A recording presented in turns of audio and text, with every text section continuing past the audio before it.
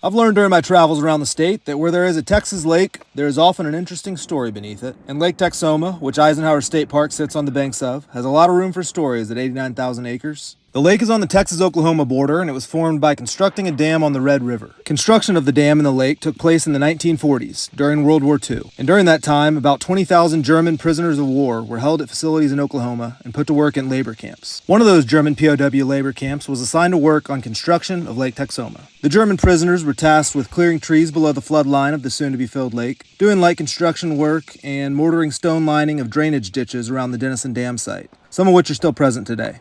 When Lake Texoma began to fill after the dam's completion, there were at least 4 towns that were either fully or partially submerged: Woodville, Hagerman, Cedar Mills, and Preston. The town of Woodville was considered to be one of the first towns in the Oklahoma Territory, and periods of drought have occasionally revealed old gravestones from the Woodville Cemetery and remnants of structures from the submerged town.